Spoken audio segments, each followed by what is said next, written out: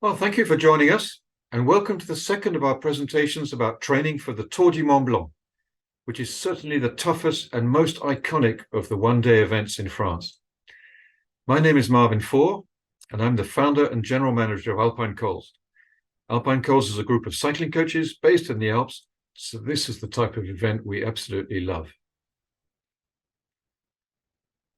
I made our first presentation on part one of the training plan on the 1st of December, and it's now available on YouTube in the Alpine Cols channel. Today, of course, I'm presenting part two, and then on the 29th of June, I'll present hints, tips, strategy, and tactics for getting your best result on the day itself. Just a quick reminder of the parcours, which covers 330 kilometers and includes 8,300 meters of vertical ascent, spread out over 5 major climbs and a bunch of shorter ones, adding up to a total of about 154 kilometers of climbing. These are huge numbers, and as I've said before, I can't emphasize too much how tough this event is, and therefore the importance of preparing properly for it. This starts at 5 in the morning, and the cutoff time to finish is midnight, so all finishers take somewhere between 12 and 19 hours. There are usually around 40% who don't finish, and there's no classification. The event is above all an endurance challenge. So with all that said, and before we get into part two, allow me to make a very quick commercial. You'll have to do most of the training on your own, of course, but we can definitely help. And specifically, we can help with your climbing and descending skills. We're running 2 coaching camps between now and the Tour du Mont Blanc, either of which would be ideal to do a big block in the mountains, while at the same time getting plenty of feedback and coaching advice from me and my team. The quote there at the bottom from James is very typical, and you can read plenty more on our website. We've been coaching people for events like the Tour du Mont Blanc, the Marmotte, and the Haute Route for 10 years now. So if you want to give yourself the best chance of doing well, just go to our website and sign up for one of these camps. It'd be great to see you there.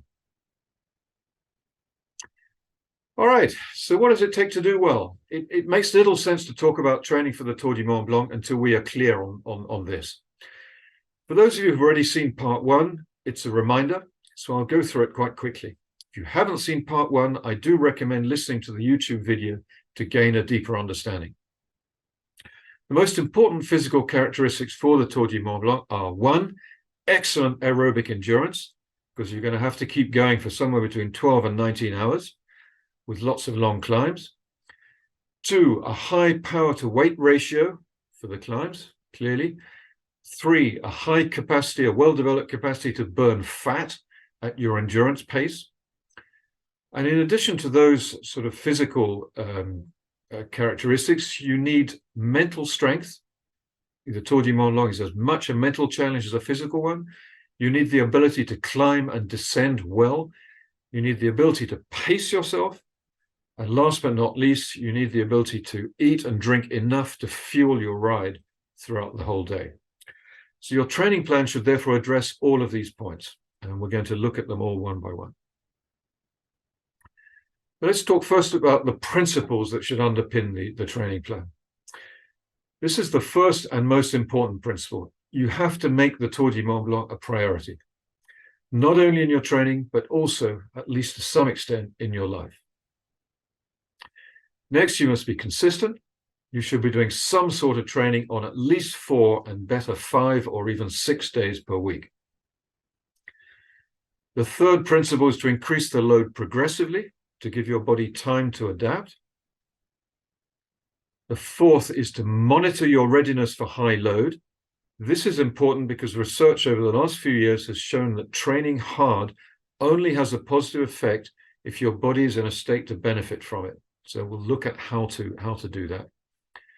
And finally, 5, never lose sight of the fact that training creates the stimulus needed, but it breaks you down, and you can only get stronger during recovery.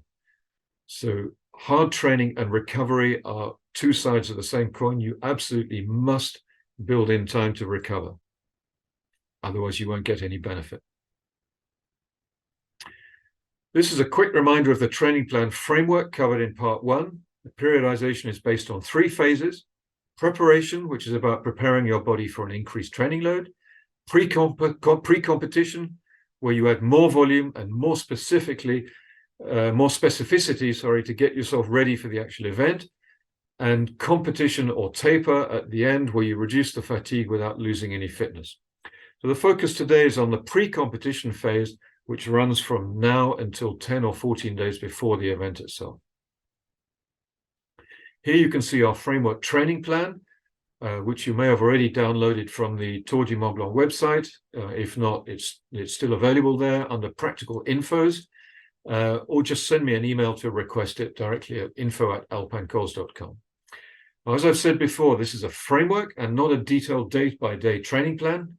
The idea is that you take the framework and design your own training plan that will be perfectly tailored for you, based upon the principles and the rationale that's explained here. The second page of the training plan framework provides you with a typical training week and suggested workouts during each period. Now, if the Tour du Mont Blanc is your principal goal this summer, we recommend from now on focusing on building your endurance through longer and longer rides with as much climbing as possible. Unless you're extremely strong and aiming at a sub 13-hour finish, adding high-intensity intervals to the mix will just add fatigue without adding significant benefits for the Tour du Mont Blanc. So now let's look at what should be in part 2 of your training plan from now to mid-June. The key objectives or focus during this period are: 1, to strengthen your aerobic endurance so you can ride up to 9 hours, up to 10 hours or more without undue fatigue. 2, to optimize your nutrition so that you're fueling your training, facilitating fat oxidation, and finally training your gut for the large amount of carbs you'll need during the Tour du Mont Blanc. So there are several different aspects to nutrition that we'll look at in more detail in a minute. 3 is to work on your durability, which is your ability to repeat the long climbs at the same pace without losing power. 4, the Tour du Mont Blanc is as much a mental challenge as a physical one, so it's important to work on your mental skills during your training. And finally, include some exercises to sharpen your technical skills, such as descending and cornering at speed. So those are the objectives and the focus. Now let's look at how to do it. First, it's important to make sure your training zones are accurate. I'm showing here a simplified 3-zone model because that's really all you need. And this model shows clearly the 2 physiological markers that we all call thresholds. Remember that these so-called thresholds are in fact a range, and they are certainly not constant, but they vary with your level of fitness and also your short-term fatigue. So if we tested your FTP when you're tired, it would be a long way below what it would be when you're fresh. So how to determine the 2 key thresholds? The first threshold, LT1, or the aerobic threshold between zone 1 and zone 2, the best way to determine that is via a lactate test. That requires you either going to a laboratory or purchasing your own lactate tester. They're not very expensive, but it needs a little bit of experience to get right. But if you're a serious cyclist and going to be training a lot for several years to come, I recommend purchasing a lactate tester. Failing that, there are other quite good practical tests. One is the talk test, which is simply, while you're riding, can you carry out a normal conversation as if you're sitting at a dinner table with someone, or just walking at an easy pace with someone? So can you talk in full sentences in a normal conversation? If you can't do that, you're going too fast. You can also identify the point your breathing starts to increase on a turbo, and you can identify the point at which you can no longer breathe through your nose. All of those are pretty good indicators that you're reaching this first threshold, LT1, or the aerobic threshold, the crossover between zone 1 and zone 2 on a 3-zone model. So that's it for that first threshold. The second threshold is either critical power or FTP. They're essentially the same thing. They're measured in different ways, but they come up with essentially the same number. If you choose critical power, then you need to do 3 all-out maximum efforts at different time intervals. Good time intervals are 2 minutes, 6 minutes, and 15 minutes, but there's nothing totally magic about those. You can vary them a little bit. And then you use a software package or an online calculator to work out your critical power. Alternatively, you can do an FTP test, functional threshold power test, and that requires a much longer maximum effort, ideally as close to an hour as you're willing to do. Yes, you can do a 20-minute effort and then reduce that maximum power by a percentage, but unfortunately there's no easy rule for that, and it gives a fairly imprecise answer. Really, the ideal is just to bite the bullet, and when you're feeling really fit, fresh, and on form, you go and do a full 45 to 60-minute test. But again, for the purposes of the Tour du Mont Blanc, by far the most important of these zones is the first one.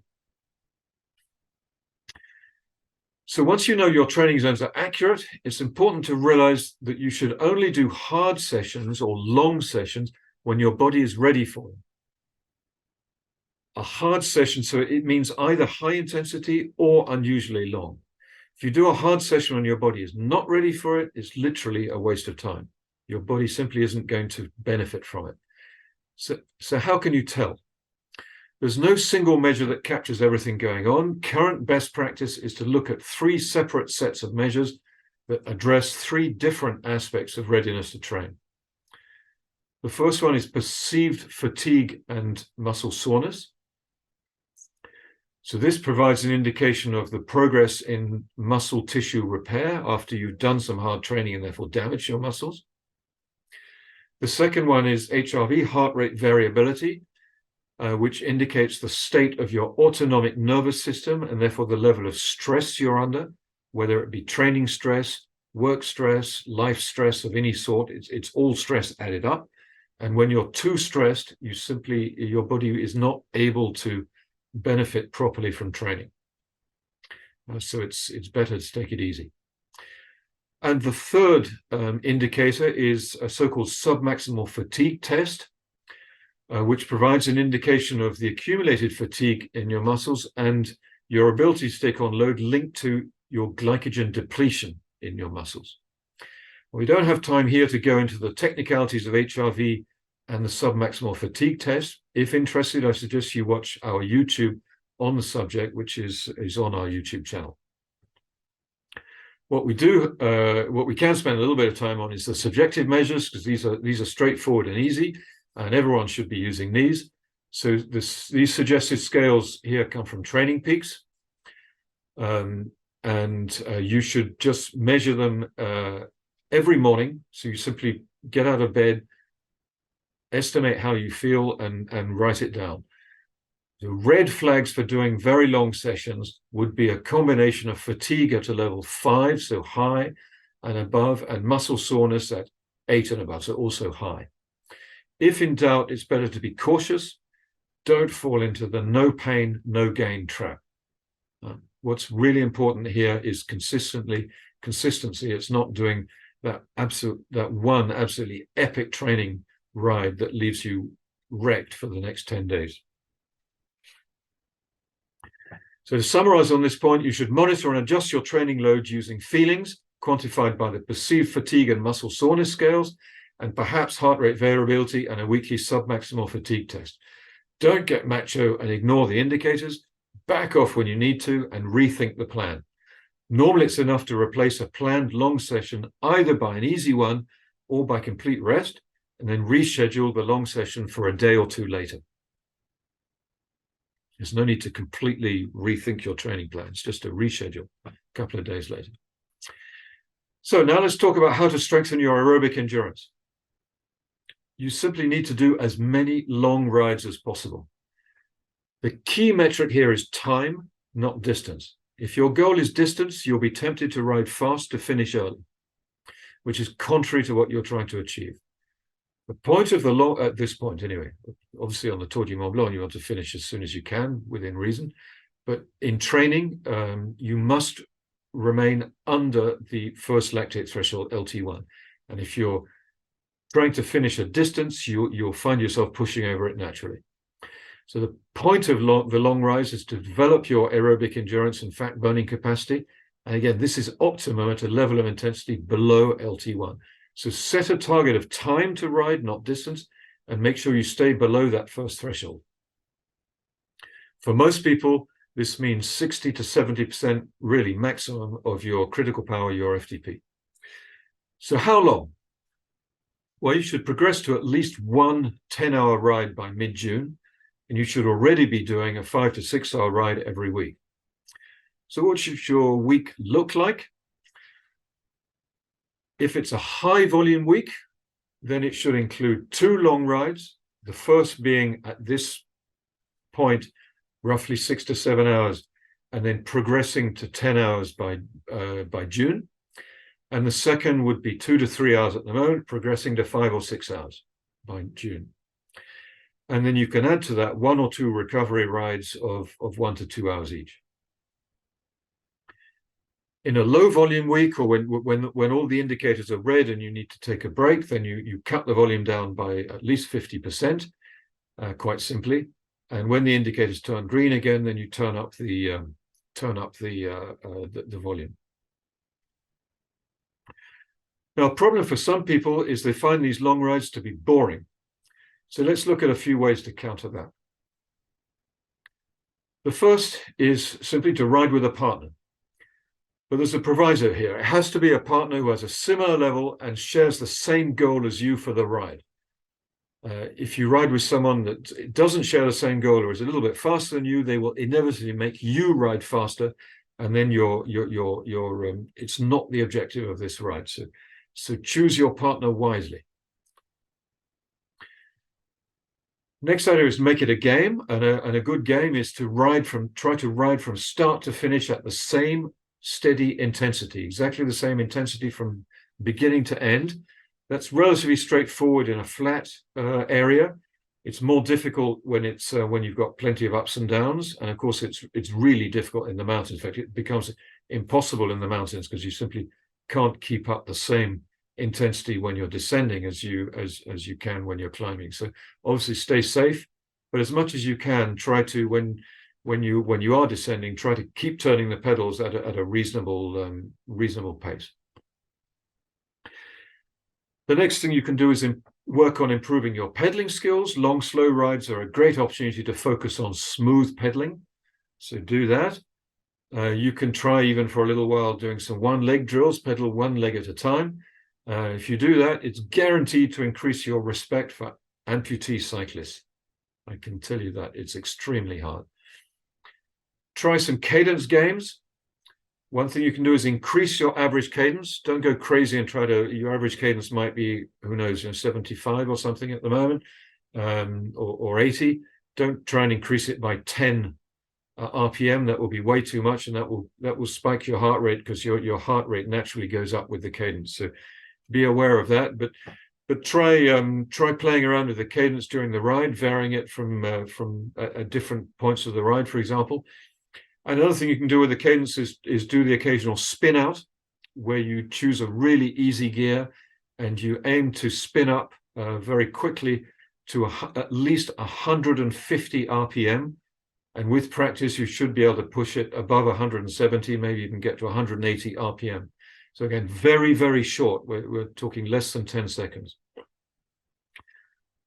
Enjoy the scenery. Obviously, there's fantastic scenery out there. I don't know where you live, obviously, but if you look, you should be able to find some beautiful roads. This photo was taken near to Mont Ventoux. Doesn't look like it, but there's some wonderful, wonderful routes around Mont Ventoux, which are nice and green, and plenty of flowers to look at. So it's great. Quite a few more ideas to come still. First is to work on your breathing. Improve your breathing consciously. Slow it down and make it deeper. Use your belly more than your upper chest. Strengthen your upper body position by riding in the drops. Get down low. Don't always ride just on the hoods. Sharpen your bike handling skills. Several things you can work on here. For example, easy stuff like drinking and eating with your other hand, the one you don't normally use to eat or drink. Riding hands-free, and then progress from riding hands-free to taking off, putting back on your jacket, which is a really useful skill during an event. You can also, on a suitable circuit in the flat area, practice taking corners faster and faster, braking later or not at all, and carrying your speed through the corner. What the French call dancing on the pedals, stand up on the pedals when you're climbing, again at very, very low cadence, and practice that technique. Improve your descending, practice descending, of course, wherever you can. Explore new roads, and try, why not ride with less experienced riders or join a slow club ride if you're a member of a club, because that will naturally just keep you riding more slowly. So there are plenty of ways to make long, slow endurance rides more, less boring, if you will, more enjoyable, and find interesting things to do. All of these are to help you with the golden rule, which is train properly if you want to get a decent result. So stick to your training plan and ignore other cyclists. Don't get tempted when you're overtaken to jump on the guy's wheel. Just stick to the pace that you've planned, because as a general rule, the time for being competitive is not during your training rides, but during competition. Although it's perhaps worth reminding here that, like all ultra events, the main competition at the Tour du Mont Blanc is yourself. All right, let's come to nutrition. This is a very important part of your training. I'm not going to repeat everything I said on this subject in the part 1 video, which you can go back to review. So this is mainly a reminder. The first point is to make sure you're eating enough to fuel your training. The second is to continue to develop your fat burning ability. And the third is to train your gut to absorb enough carbohydrate on the day itself. So we'll look at all 3 of these in turn. First, fuel your training. This is a reminder that it's important to eat a wide variety of the highest quality non-processed foods. And it's important to adjust the amount you eat to your energy expenditure. On a long ride, you might easily expend 4,000 or even 5,000 calories, which you need to replace. So don't be tempted to take this as an opportunity to lose weight. You might indeed lose weight, but you won't gain the benefit of the training, and you will not be in good condition to train again the next day. If it really is important to you to lose weight before the Tour du Mont Blanc, I recommend doing that very, very progressively, a maximum of a kilo a month. You definitely shouldn't be losing weight faster than that. And the way to do it is by reducing your intake of food by a very, very small amount of calories. So eat food which fills you up so you don't feel hungry. Like potatoes are very fill you up a great deal. Obviously they have calories in them, so you unfortunately you need to count the calories, but don't try to create a big deficit, because you cannot train effectively when you've got a big calorie deficit. Now looking at fat burning, to maintain your ability to burn fat, hopefully, which hopefully you developed over the last 3 months, make sure you start your long rides at low intensity. If you start even at moderate tempo type intensity, you kickstart your body into burning carbs rather than fat, which you don't want. So stay on the safe side and don't go above, let's say, 50% of your critical power, your FTP, for the first couple of hours. Particularly if you start the ride without breakfast, so in a fasted state. You can probably avoid taking on any food for the first 2 to 3 hours, even when you're in a fasted state. But make sure you have plenty to eat with you, or some money to stop and buy food. Okay. I don't recommend doing a ride longer than 5 hours in a fasted state. In that case, have breakfast first, and then you can wait 2 or 3 hours before eating on the bike. Once you start eating on the bike, you want to start taking on at least 60 grams of carbs per hour or more.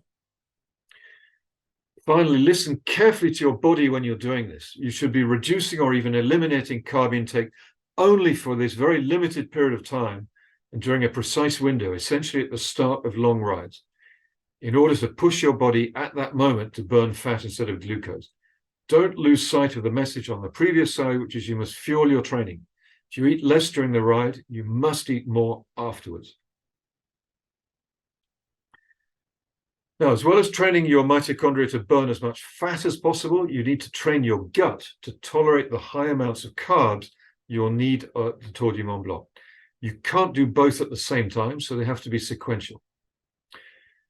As we've just seen, developing your fat burning capacity means riding at a very low intensity with no recently added carbs in your system. Obviously, you can't train your gut to tolerate carbs without eating a lot of them. So you have two alternatives. You either start the ride fasted and begin taking carbs after 2 to 3 hours. So that enables you to work first on fat burning and then on the carbs. Or you separate the two types of ride completely and alternate between partly or non-fueled rides and fully fueled rides. Once you start eating, try to take on at least 60 grams per hour, which is the equivalent of 2 bananas or 2 gels or 2 energy bars or any other combination. And there's a clear advantage to be able to use up to at least 90 grams or even 100. The professionals use up to 120 grams, but that takes a lot of practice.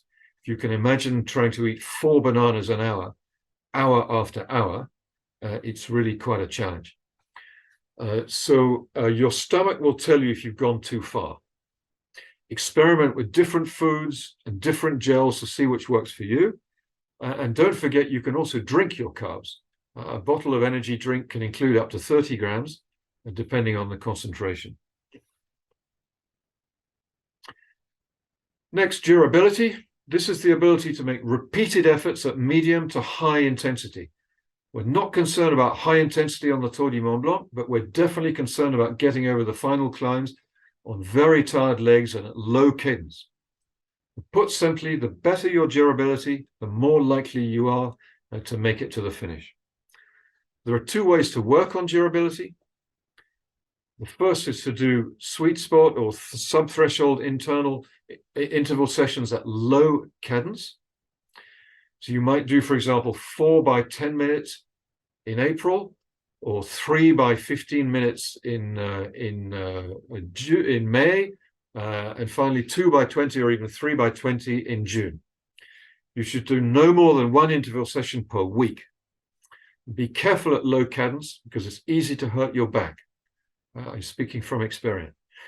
Unless you already do lots of these low cadence intervals and you're used to it, it's probably best to stay above 50 RPM, even start at 60 and just work down gradually to 55 and then 60. The second way to work on durability is to increase the intensity on tired legs near the end of a long ride, such as in the photo there, you can see us coming towards the top of Mont Ventoux on the second time up.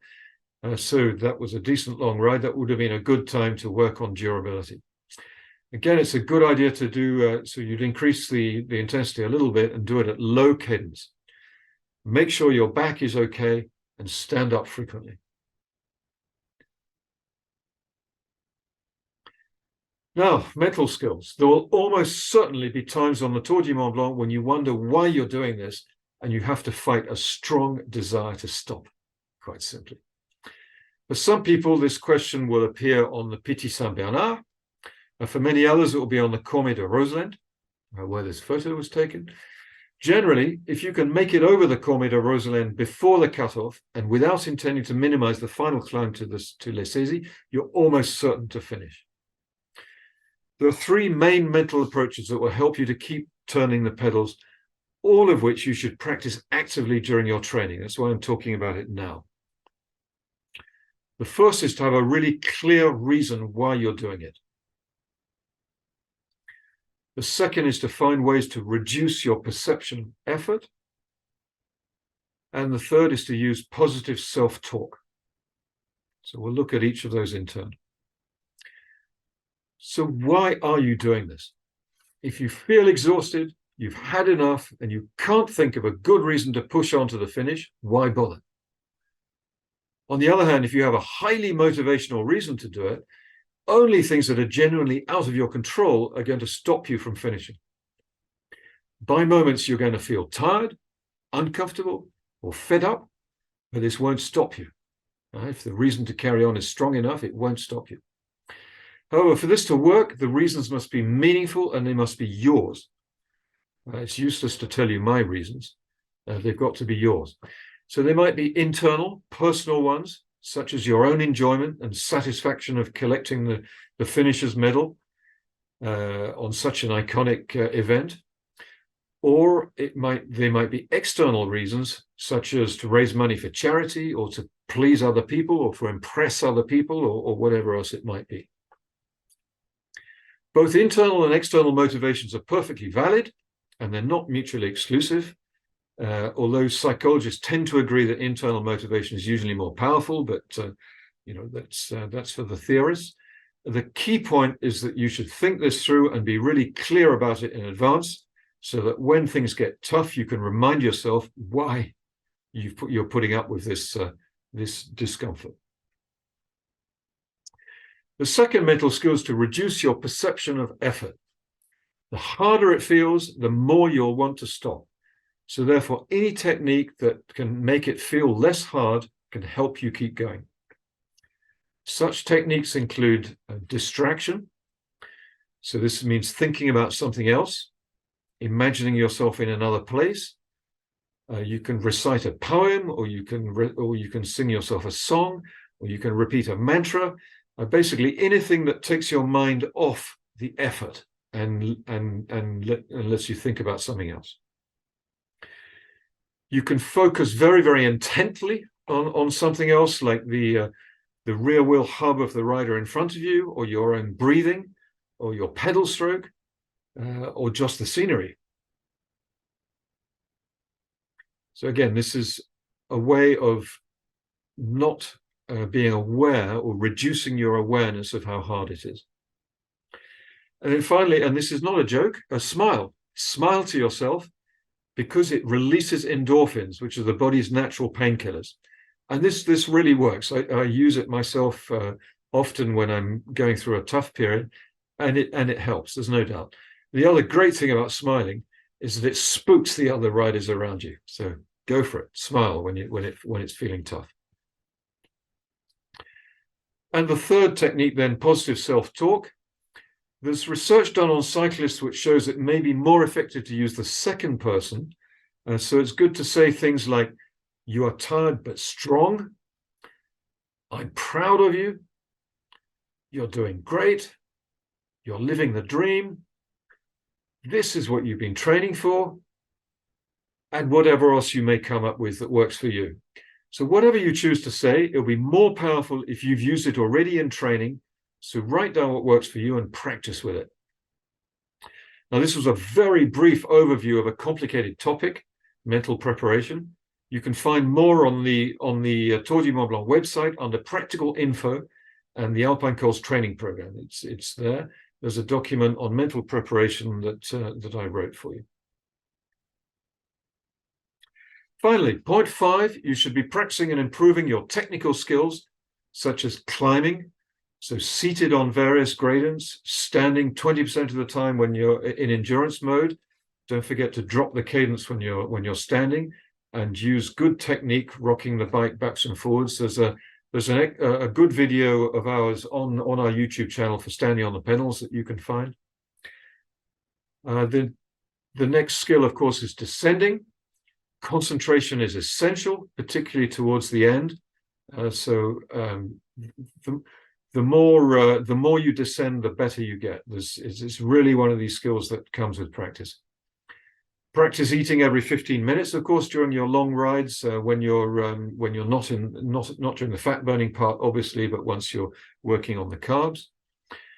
And practice changing clothing while you're riding, because that can save you a substantial amount of time from beginning to end of the Tour du Mont Blanc, particularly if the weather is variable. Of course, if you join one of our training camps, we'll work closely with you to help you improve these skills and give you feedback on how you're doing. Finally, don't overlook the importance of off-the-bike exercises. We talked about this last time as well. The more time you spend cycling, the more important it is to do these. So leg and core strength is really important, because lots of long, slow rides don't do much for your strength. So you'll probably be losing strength while gaining endurance. So the goal during this period is to maintain your strength, the strength of your leg and core muscles. I suggest doing 1 or 2 sessions per week. Now, the older you are, the more important this is. As we get older, our muscles start to waste away, literally, and it's a question of use it or lose it. So leg and core strength exercises are really important for anyone that's over 50, 55, and even more important over 60. Flexibility, mobility, and stretching, and so on. This is really important to maintain your flexibility. You should aim at least, let's say 2 or 3 short Pilates or yoga sessions per week, 15 or 20 minutes or so. And it's also a good idea to complement your cycling with some other sports, walking, running, swimming, etc. Because if cycling is your only sport, you risk building up imbalances and soft tissue problems over time. Well, that's it. I've given you what you need to prepare yourself well over these final 3 months. Rendezvous on the 8th of June to talk about how to get your best result on the day. In the meantime, it's up to you to train hard. And if you'd like professional help to be absolutely your best on the day, do sign up for one of our 2 training camps. You can also join one of the many people who are benefiting from one-on-one coaching by Alpine Cols. Just drop me an email. I'll be delighted to reply. Thank you very much for listening. Good luck with your training, and see you on the start line.